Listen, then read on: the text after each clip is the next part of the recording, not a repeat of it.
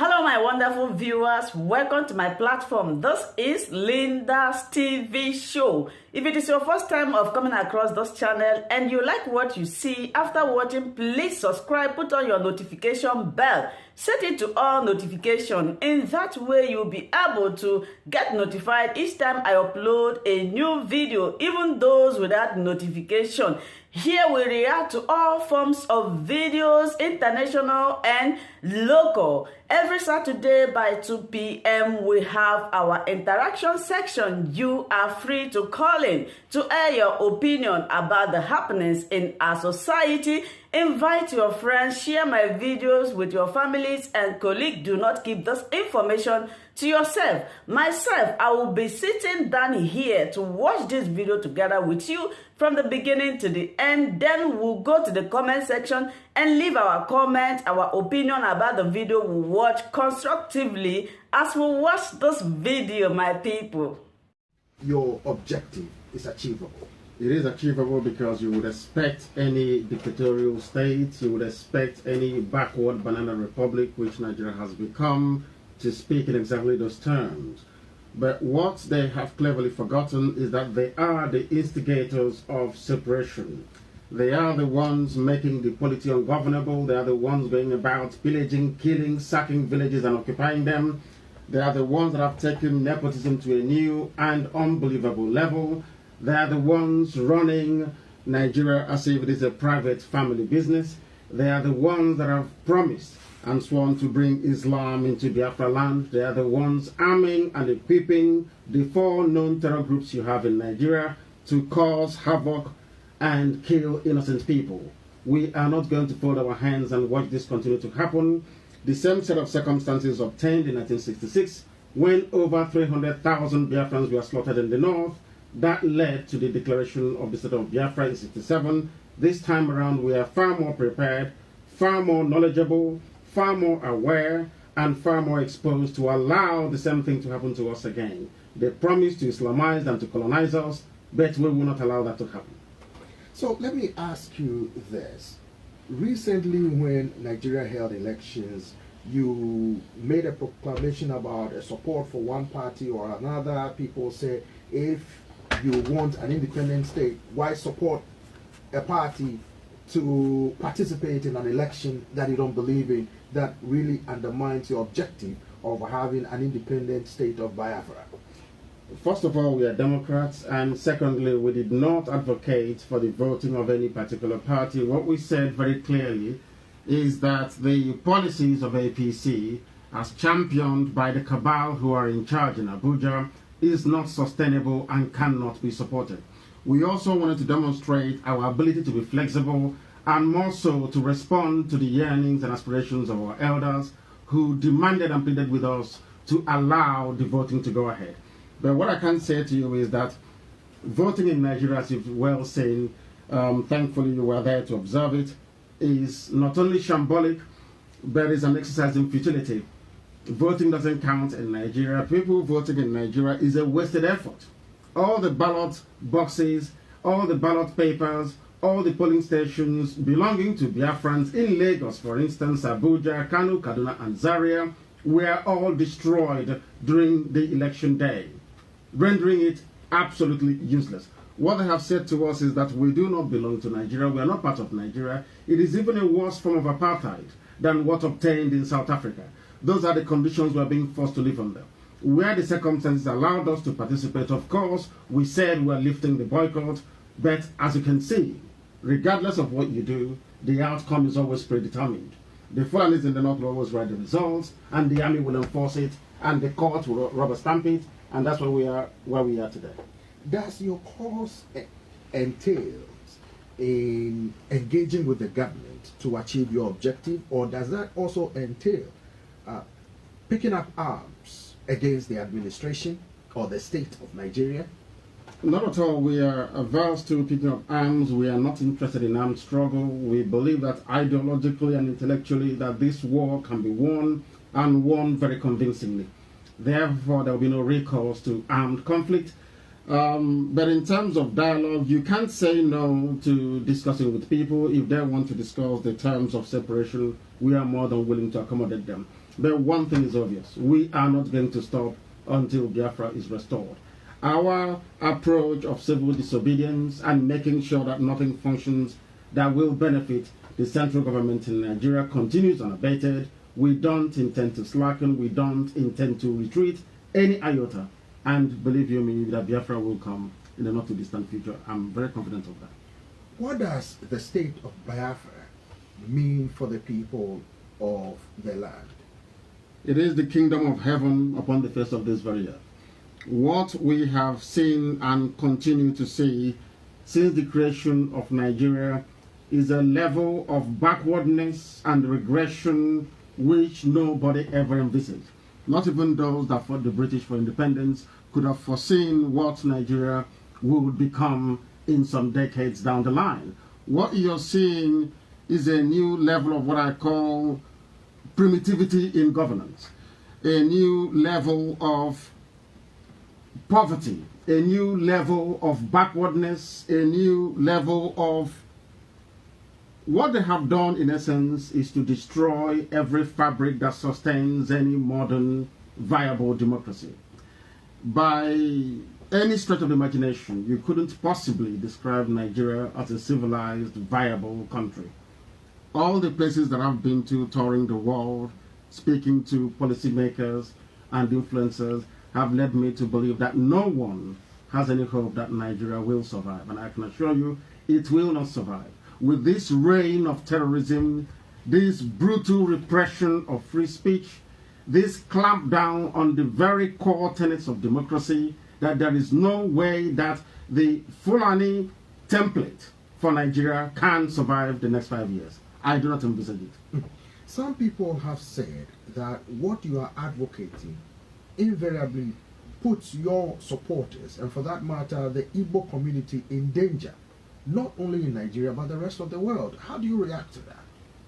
We know that freedom is very expensive. We are here in the United States of America, where people fought and died and sacrificed their lives to sustain what is arguably the most civilized modern nation on the face of the earth.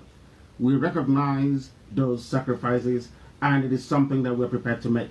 If ultimately, at the end of this very process, there is only one Biafran man and one Biafran woman left, we will make do with that. They can go ahead and procreate and create the future Biafran nation. What we must state very clearly is that nobody should underestimate our resolve. We are determined. My mother have just died as a result of this very effort. Many more have gone, and we are prepared to sacrifice whatever it takes to ensure that Biafra is restored. Because it's not just the hope of, say, the Biafrans themselves. Biafra will save other ethnic groups within Nigeria, and Biafra, I believe very strongly, is the beacon and the hope and the light of Africa. Once Biafra stands as an independent entity, believe you me, you will record development and progress within the wider Africa. But without Biafra, none of that will ever happen. Some Igbo monarchs have petitioned or have requested and urged the government to allow you to come back home and give your mother, your deceased mother, a befitting burial. What is your stance on that? My mother died as a result of the agitation for Biafra, and she made it very clear when she was alive that anything that I have to do to ensure that Biafra is restored is what I must do. And asking anybody to allow me to go back home to bury my mother is not part of that plan and is not part of that agreement. I have not asked anyone to speak to or lobby anybody on my behalf, and I will not, and I will not accept any, should it come across to me. What we are trying to say is this: I am not interested in going back to bury my mother, if that will entail the killing, disappearance, and extrajudicial torture, as they always do, against our people. We are not, I repeat, we are not going to do anything to jeopardize the lives of our people. But one thing is certain, that my mother will be buried. I may be there, I may not be there, but it will not come via the dictates or the permission of the Asoro cabal that currently run Nigeria. Let me ask you this.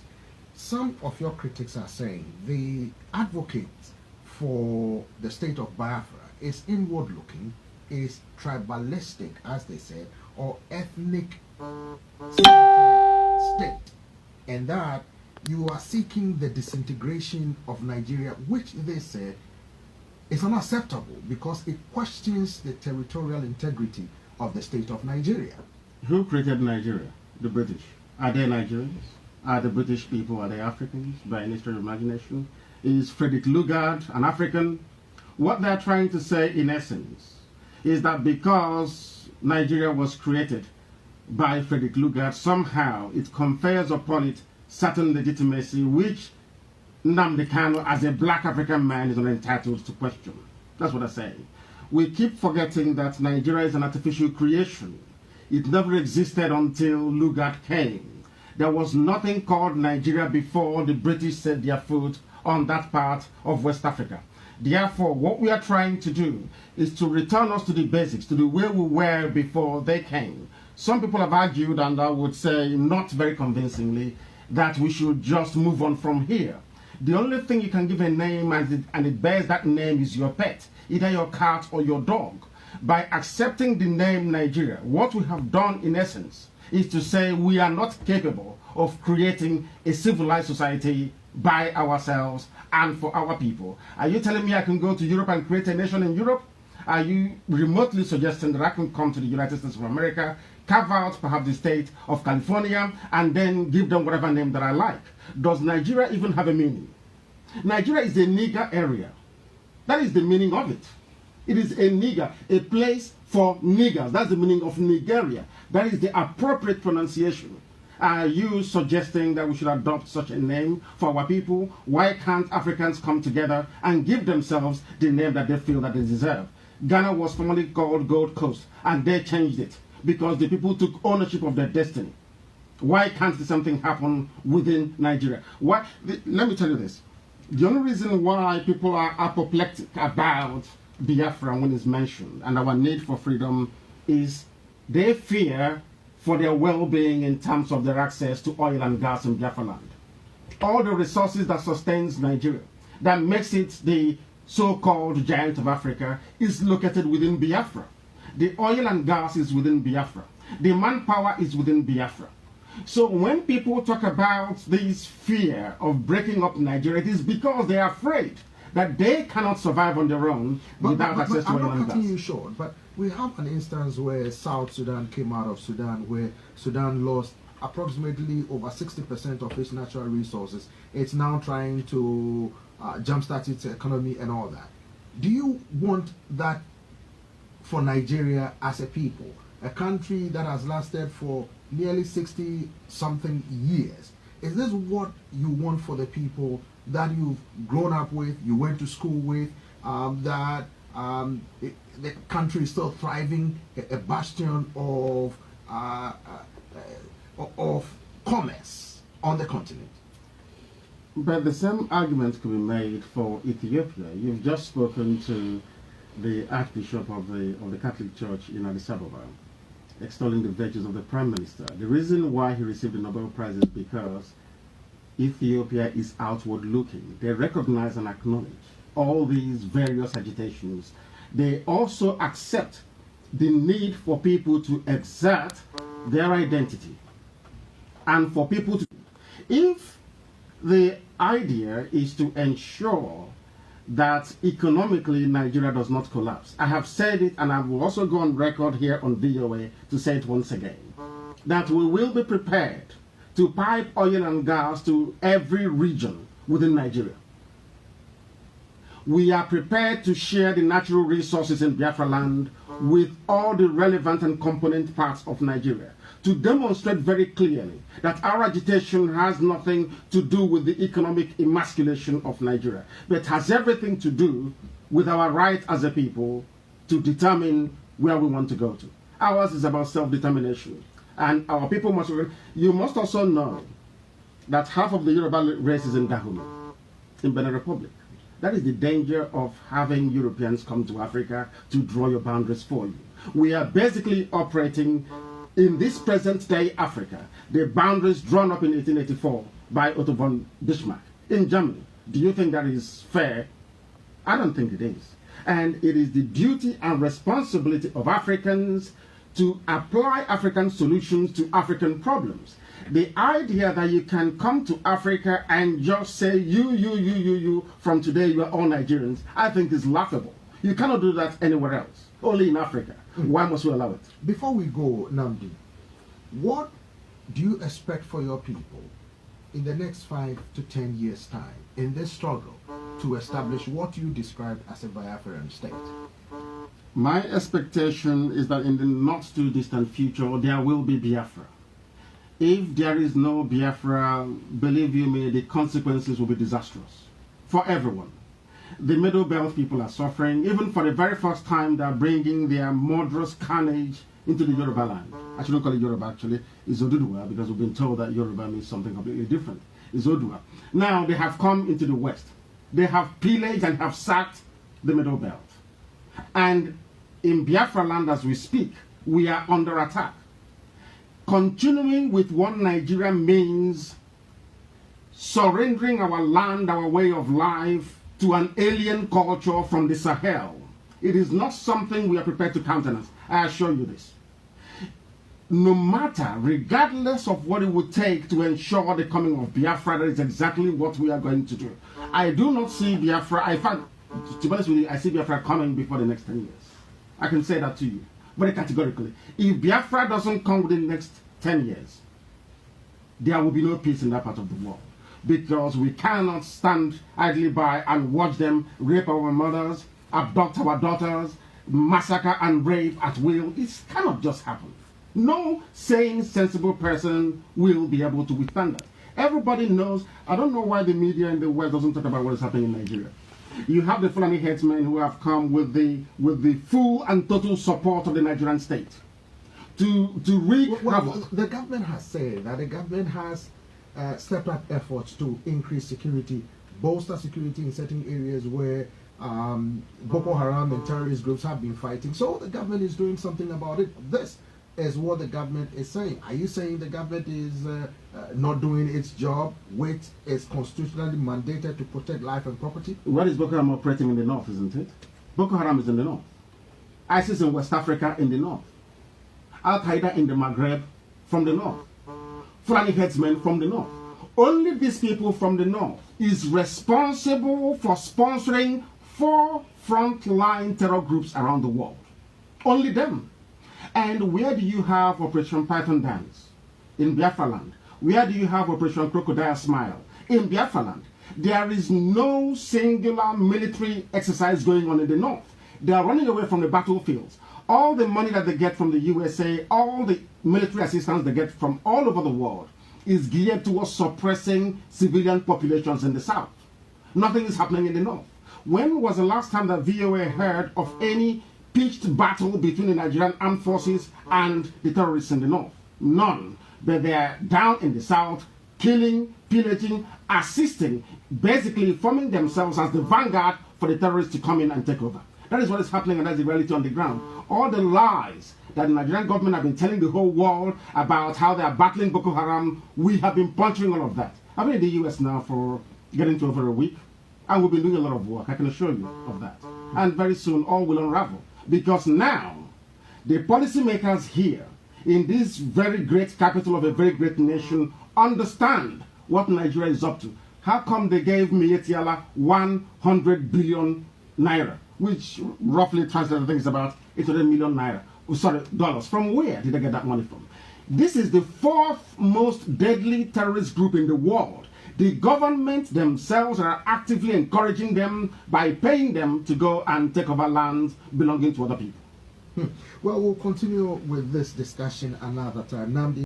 Thank you so much, my wonderful viewers, for watching this video together with me from the beginning to the end. Like I said before, if you like what you see here, if you like what I do in this platform, as you have finished watching this video, please hit that red button that says subscribe and put on your notification bell to all notification. In that way, you'll be able to know when I upload a new video. Share my videos, leave your comments in the comment section constructively. Until I meet your way again in my next video, I still remain your Linda's TV show. Bye-bye.